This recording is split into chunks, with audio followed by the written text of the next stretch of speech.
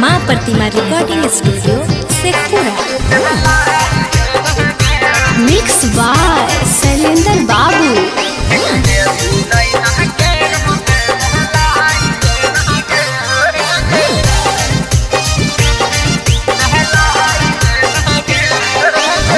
जन के happy new year तोरे से कहिया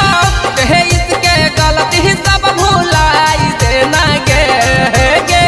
जन के हैप्पी न्यू ईयर तोरे से कहिया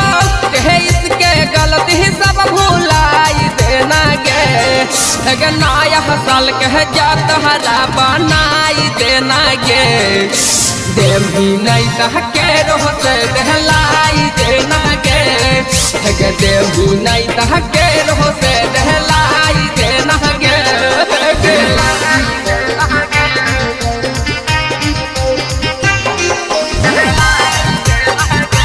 माँ प्रतिमा रिकॉर्डिंग स्टूडियो शेखपुरा।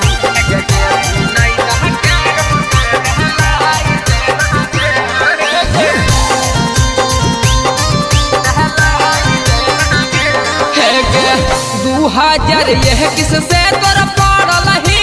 पीछा गे बीता गेल 22-23 पूरा लहू नहीं मरई छागे 2000 यह किससे तोर पड़ल ही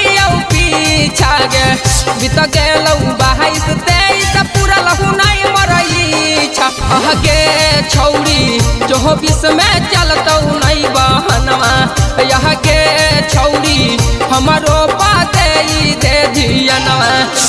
नया साल कह जात हरा बहनाई देना गे देवी नहीं तहके रोते दहलाई देना गे देवी नहीं तहके रोते दहलाई देना गे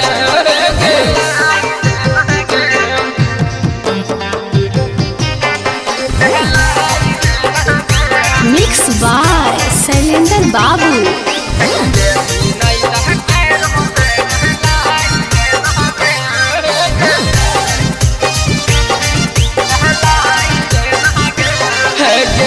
किस करके बीस करे देना दोनों गाल में गे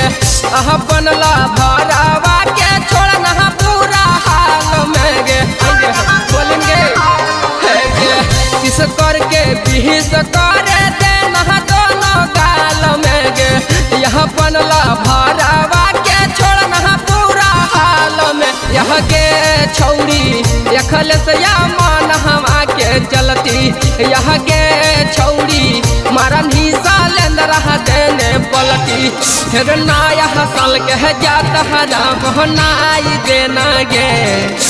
देवी नहीं तहके रोते दहलाई देना गे देवी नहीं तहके रोते